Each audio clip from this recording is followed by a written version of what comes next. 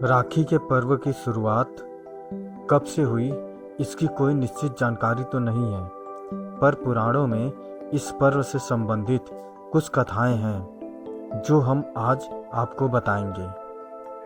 इसके अलावा आपको इतिहास की वो अमर कहानी भी बताएंगे जब मेवाड़ की राजपूत रानी कर्णावती द्वारा भेजी गई राखी का मान रखते हुए मुगल शासक हुमायूं ने कर्णावती की और उसके राज्य की रक्षा की थी।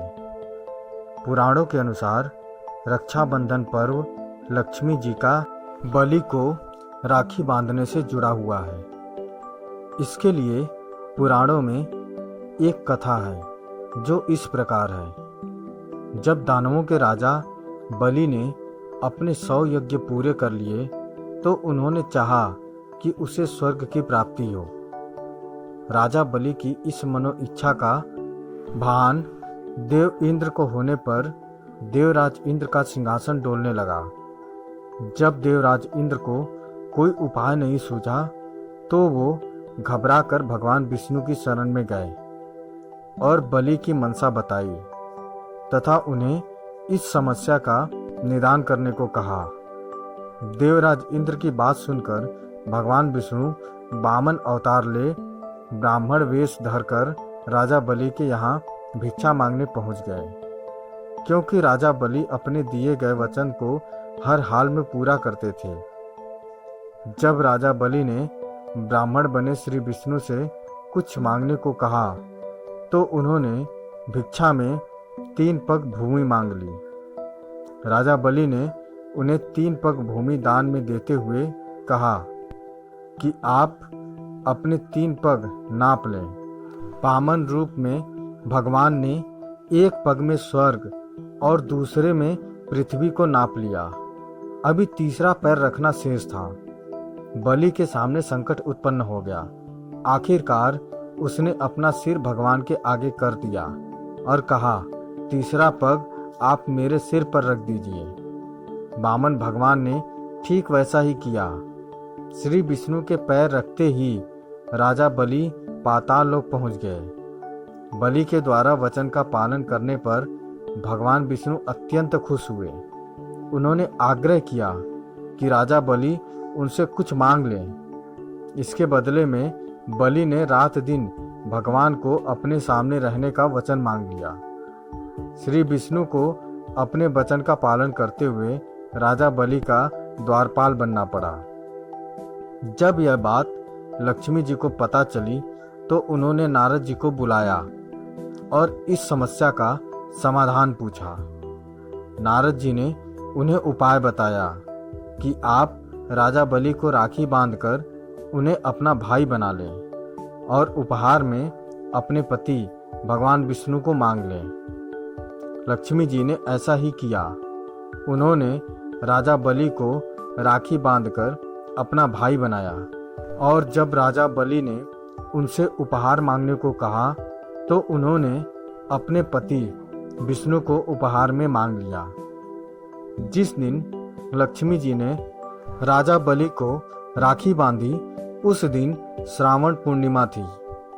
कहते हैं कि उस दिन से ही राखी का त्योहार मनाया जाने लगा। रक्षाबंधन से जुड़ी सबसे प्राचीन कथा देवराज इंद्र से संबंधित है, जिसका कि भविष्य पुराण में उल्लेख है। इसके अनुसार एक बार देवताओं और दानवों में कई दिनों तक भयंकर युद्ध हुआ, जिसमें कि देवताओं की हार होने लगी। यह सब देखकर देवराज इंद्र बड़े निराश हुए। तब इंद्र की पत्नी सची ने विधान पूर्वक एक रक्षा सूत्र तैयार किया और श्रावण शुक्ल पूर्णिमा को ब्राह्मणों द्वारा देवराज इंद्र के हाथ पर बंधवाया, जिसके प्रभाव से इंद्र युद्ध में विजयी हुए। तभी से यह रक्षाबंधन पर्व ब्राह्मणों के माध्यम से मनाया जाने लगा।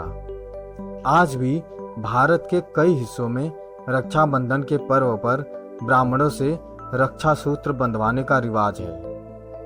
रक्षाबंधन से जुड़ा एक प्रसंग महाभारत में भी आता है। महाभारत में कृष्ण ने शिशुपाल का वध अपने चक्र से किया था।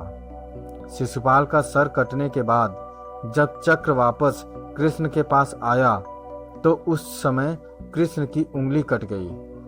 भगवान कृष्ण की उंगली से रक्त बहने लगा। यह देखकर द्रौपदी ने अपनी साड़ी का किनारा फाड़कर श्री कृष्ण की उंगली में बांध दिया था, जिसको लेकर श्री कृष्ण ने उसकी रक्षा करने का वचन दिया था।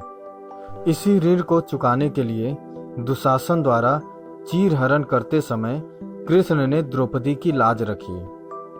तब से रक्षाबंधन का पर्व मनाने का चलन चला आ रहा है। मध्यकालीन युग में राजपूत व मुस्लिमों के बीच संघर्ष चल रहा था। रानी कर्णावती चित्तौड़ के राजा की विधवा थी। रानी कर्णावती को जब बहादुर शाह द्वारा मेवाड़ पर हमला करने की पूर्व सूचना मिली तो वह घबरा गए। रानी कर्णावती बहादुर शाह से युद्ध कर पाने में असमर्थ थी। अपनी प्रजा की सुरक्षा का कोई रास्ता न निकलता देख रानी ने हुमायूं को राखी भेजी थी।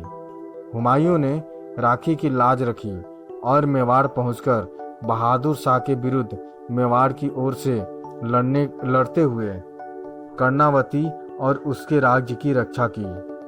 दरअसल हुमायूं उस समय बंगाल पर चढ़ाई करने जा रहा था, लेकिन रानी के और मेवाड़ की रक्षा के लिए अपने अभियान को बीच में ही छोड़ दिया।